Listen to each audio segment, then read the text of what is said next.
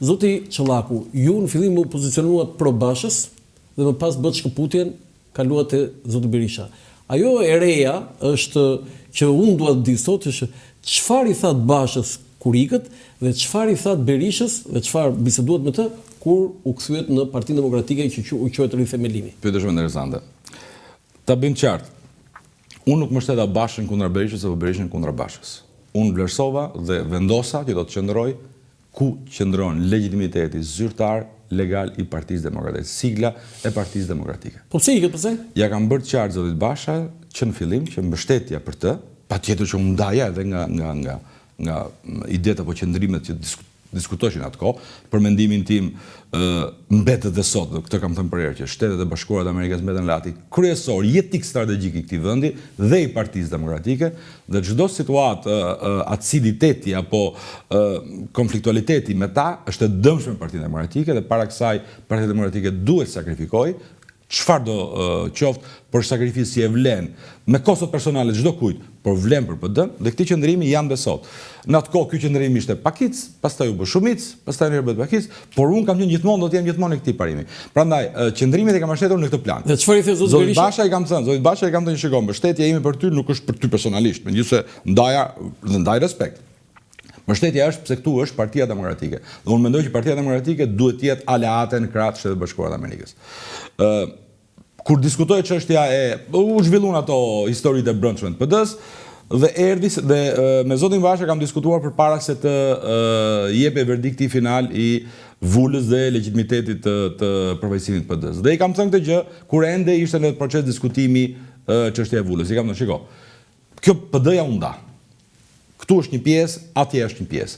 Si do të dali verdikti i vulës, i kam thënë dhe në rast se e fiton ti, gjë e parë, dhe unë isha absolutisht një ndër funksionarët e atij grupimi, në rast se vjen këtu, duhet të fillojmë një proces të thellë bashkimi me pjesën tjetër. Zgjedhje të përbashkëta në pjesën tjetër. Sepse ndar as kjo pjesa jote, as kjo pjesa andej, pavarësisht shumicës pakic, vetëm nuk ja del dot. Pra, këtë gjë i kam thënë para se të zgjidhet çështja e vulës. Ka thënë po, ka qenë vullneti i qartë, po në atë kohë. Ndodhi çështja e vulës, si tash në rast se vula shkon atje, ne do të kthehemi atje. Dhe do të kërkojmë të hapet partia, një proces bashkimi zgjedhor. Ndodhi që vula kaloi atje dhe unë i qëndrova fjalës time. Si shkove? I thash. Se i kishe kritikuar atë? Patjetër, po i kritikoj edhe sot. Po se po të shpjegoja çfarë i thash Bashës, çfarë i thash Berishës. Dhe Bashës kur kaloi vula atje, tash kjo ka qenë fjala ime dhe jona, do shkojmë atje. Basha rezistoi. Tha si do shkojmë atje, qëndrimet tash atje ka shumë hapësira si mund të shkojmë. Mund të shkojmë si një fraksion alternativ me linjën zyrtare, ne ishim 13 deputet. Jo, i the Berishës? Të njëjtën gjë i kam thënë Berishës. Çfarë tha zoti Berisha? Dhe për hir të Zotit dhe të vërtetës, sado kritikat ka mos Sali Berisha, Sali Berisha ka qenë i hapur të pranonte çdo lloj diversiteti brenda dhe në formatin e një fraksioni. Madje po ta them konkrete. Me zotin Berisha u diskutua dhe ideja e një fraksioni në formatin Tea Party të republikanëve, të fraksionit brenda republikanëve amerikanë. Që është një lloj partie paralele brenda republikanëve, vetëm të ishte në çadrën e PD-s. Dhe zoti Berisha ka qenë i gatshëm të pranoj dhe është detyrim statutor, sepse është statut këtë format. Kur i kam propozuar, zhgënjimi me zotin Basha, dhe po e them këtu për të parë, ty ka qenë kur i kam propozuar këtë formulë. Të shkojmë edhe si një fraksion, si një parti, paralele në Partinë Demokratike. Bashkë me Bashën. Bashkë me Bashën, patjetër bashkë me Bashën. Ashtu dhe ai nuk pranoi. Dhe përgjigjet zotit Basha ka qenë, unë nuk jam fraksioni i Sali Berishës, Sali Berisha është fraksioni im. Në këtë moment, arsyeja sa e bukur. Arsyeja tona. Sali Berisha është fraksioni i Bashës. Do ta publikisht, më publikisht. Pra, unë nuk jam fraksioni. Zoti Berisha, ti e kërkove vetë takimin me zotin Berisha? Patjetër kontaktova me sekretarin përgjithshëm. Tani pyetja ime është, kjo ishte në formatin e Tea Party amerikane, ti e njeh për çfarë? Një fraksion totalisht i lirë. Kjo ishte dhurata që të bëri Berisha që të vurin listë? Jo, nuk ishte dhuratë, besoj që kjo që më bërin që kërkoj kandidimin në Tiranë ishte një respekt dhe nder mendoj. Po jo vetëm për këto ngjarje. Se po ishte për këto do kisha kërkuar vende të sigurta unë listë. Tani kam një pyetje për do negocioja zonat të sigurta. Unë kam bërë kur këtë. Jam futur, ta mbaroj këtë. Jam futur, ju kam dhënë fjalën çdo demokrati po doni edhe drejtuesve të Berishës. Megjithëse kam në disa çështje ndajm opinione të ndryshme, qendrime ndryshme. Por kam dhënë fjalën që unë do të punoj për bashkimin e PD-s dhe në çdo rast do ndihmoj fitoren e PD-s, edhe si deputet dhe si numërues i thjesht votas. Për këtë pranova proceset, pranova një lloj primaresh, pranova problematikat e tyre dhe pranova të kontribuoj, të ndihmoj në çdo format. Mu kërkuat këndoj në Tiranë, është nder dhe shumë respekt, mbas edhe një shans dhe një mundësi jashtëzakonshme për mua për të kërkuar vollet çuna të bulevardit për fitoren time dhe të Tani ka një çështje kardinale që unë jam i bindur që ti ndahesh me Berishën. Ai ka thënë që unë do ta shkrij Spakun dhe ka etiketuar Altin Dumanin si kriminal dhe Spakun organizatë kriminale. Kjo është një gjë që mendoj ndryshe. Po pra, unë ju kam dëgjuar ju dhe ti e mendon ndryshe këtë. Atëherë si do ndani ju kur një institucion që mbështet mbi 70% nga 80% e shqiptarëve është institucioni me mbështetje më të madhe në opinionin publik shqiptar dhe Partia Demokratike që është në opozitë që ka nevojë dhe për vota, ka një mendim kundër. Nuk është çështje nevojës votave, është çështje një principi. Pra, unë pranoj që Spaku mund mos jetë perfekt. Dhe ato ngjarje dje që kanë dalë, jo hakerime, dosje është dalë, janë incidente që tregojnë që mbase si çdo organizëm është larg perfeksionit. Unë mendoj që mund të ketë patur dhe do të ketë përpjekje për të kapur apo për të përdorur çdo institucion, por dhe sistemin e ri të drejtësisë, sa do të brisht apo të ri nga aktor politik. Por mendoj që në parim, edhe pse ka nevojë për një vëzhgim monitorues të perfeksionit, të funksionalitetit të këtij institucioni, unë mendoj që është interesi i opozitës dhe i demokratëve të mbështesë luftën kundra korrupsionit pa kompromis, gjë që cilën në masën më të madhe SPAK deri në dëbimin tim deri tani e justifikon. Defekte, anomali, incidente, patjetër që mund të ketë. Keni thënë ndonjëherë zoti Berisha që je gabim këtu? Jo, unë kam thënë publikisht, që unë e mendoj ndryshe qëndrimin ka. Atëherë pse e bën Berisha këtë sulm? Sigurisht ai ka arsyet e veta, për këtë është i lirë duhet i thotë dhe i ekspozon ai vetë. Jo, ato janë arsye që ai i ka shpjeguar në stilin e vet, po ju mendoj. Berisha ka pretendimin për kapje. Po pra që ka Edi Rama. Unë mendoj që e ka Spakun Edi Rama? Unë mendoj në bindjen time përpiqet ta ka, po nuk e ka. Nuk e ka. Deri sot i flasim. Ju keni një incident fizik me Dashen Sulën, deputetin tjetër të Partisë Demokratike, i cili në këto momente pothuajse ka dalë në politika në korridoret e kryesisë së kuvendit. Në fakt, unë se imagjinoja dot atë lloj incidenti dhe atë ditë kemi komunikuar bashkë, por sot që ai s'është as kandidat i asnjë force politike, çfarë do t'i thoshit Dashen Sulës nëse do ta kishit përballë? Shiko, unë po të mos ishte incident, do të krenohesha se jam deputeti dhe kjo është me dëshmi publike që mund të kem bërë shumë debate apo fjalë politike, por kur nuk më mend një fjalë imja depersonalizuese, ofenduese apo qoftë dhe e rënd kritike edhe përballë kundërshtarëve të mi.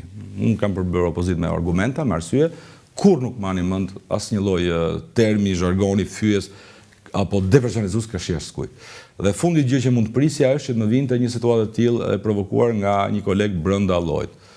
Në atë kohë, publiku në mend përplasja ishte se Dashi ndihej shumë besnik i zotit Berisha, mua më akuzonte për besnik të zotit Basha. Për revizionist, se po na. Jo, besnik të zotit Basha. Po jo, Basha s'ishte fare në atë kohë. Drejtonte Alibej partin, por ky është debati, domethënë që por do t'i them të qelloj, më vjen keq. Të qelloj. Tentoj të bënte një lëvizje totalisht pa denjë. Tentoj ai qelloj, çfarë tentoj tani pse zbut kaq tani? Ai qelloj. Letja e kisha harruar letja lëndë shkuarës. Për çfarë duhet të them që po në YouTube është nga videot më të shikuara, e di këtë? E ke parë ndonjëherë këtë? E kam parë. E ke parë po si t'ia lësh shkuar? Nuk ka më televizion si vitet 70-80. Ishte incident i shëmtuar, ta them me troç. Por motivet. Po çfarë do t'i thoshë tani tek që përball tani Dash Sulën? Karma është grosh më poshtë. Do të ti thej që në një farë mënyrë u mor hak. Karma kthehet. Ishte e padrejtë ajo çfarë bëri Dashi kundra meje në atë kohë. Ishte e padrejtë dhe ekuilibri i universit kur bën padrejtësi ta kthen padrejtësi. Jemi në fund të bisedës, unë do doja një përgjigje tjetër, se pastaj do të kalojmë në një mesazh që ju si kandidat do të bëni zgjedhjet tuaj, por nëse nuk do zgjidhesh deputet, ç'do do bësh? Patjetër do vazhdoj të jemi angazhuar. Unë do zgjidhem deputet një. Do zgjidhesh? Po. Po, absolutisht. Me llogaritë e vitit 2021, 3 deputet jeni nga lista. Sot jemi në 2025. Unë do zgjidhem deputet. Po. Por nuk është përcaktuese e destime deputet apo jo, në aktivitet politik kam 34 vite tani më. Nga këto vetëm 4 kam qenë deputet, kështu që kjo nuk do të përcaktoj fare. Një mandat keni. Angazhimin, po unë kam një mandat. Fare angazhimin tim politik, përkundër do të vazhdoj këtu ka shumë gjëra për të marrë politikë, jam njëri i angazhuar, do vazhdoj të më angazhuar dhe patjetër do flasë dhe do trazoj ujërat e ndenjura kudo që do t'i rastis në jetë. Nëse Partia Demokratike nuk fiton zgjedhjet e 11 majit, ç'do ndodhën për të? Duhet të iki zoti Berisha? Do të jetë në një pozitë shumë të vështirë. Suksesi i Partisë Demokratike sot ka vetëm një target. Po? Unë refuzoja të diskutoj për numër mandatesh, ka vetëm një target, rrëzimi i Edi Ramës. Çdo gjë poshtë asaj është dështim. Jo, okay, dhe në rast se ndëshkohet patjetër, çdo njeri duhet marrë përgjegjësitë e veta. Do të zoti Berisha jeni duke thënë që duhet marrë përgjegjësi, duhet largohet? Patjetër, Berisha dhe gjithë tjerët. Duhet largohet? Patjetër. Në rast se nuk do të rrëzojmë Edi Ramën, patjetër gjithë do të marrë përgjegjësitë. E kuptova. Dhe përgjegjësitë janë më të mëdha kur jemi në maj. Tani, për çdo kandidat, mesazhi juaj, pastaj edhe mund ta katosh këtë dhe e përdor. Po e ke bërë këtu e ke bërë të dekalog në dritare TV.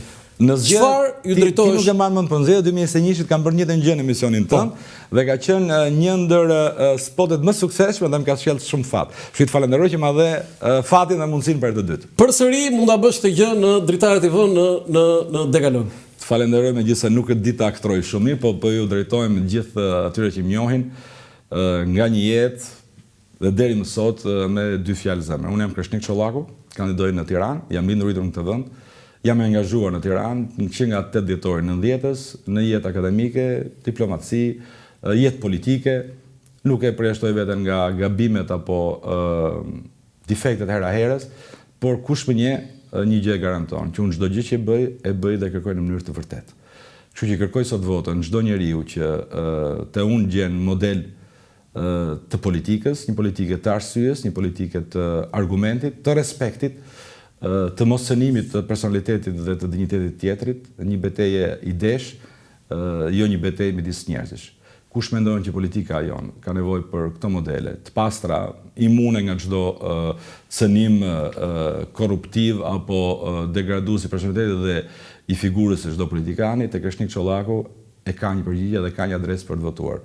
Kërkoj votën e çdo demokrati në Tiranë, çdo opozitar në Tiranë, kërkoj votën e miqve të mi, universitarë dhe studentëve të mi, diplomatëve, dhe mbi të gjitha kërkoj votën e atij brezi, i cili mban shumë peshë dhe përsakton, të themi, thelbin e qytetarisë në këtë qytet, Tiranën, asaj shtreset mesme, që nuk voton për fanela partish, por voton për arsye, për logjik, që vlerëson apo ndëshkon me votë, që në zhargon e shpeshherë të çunat e bulevardit viteve 90.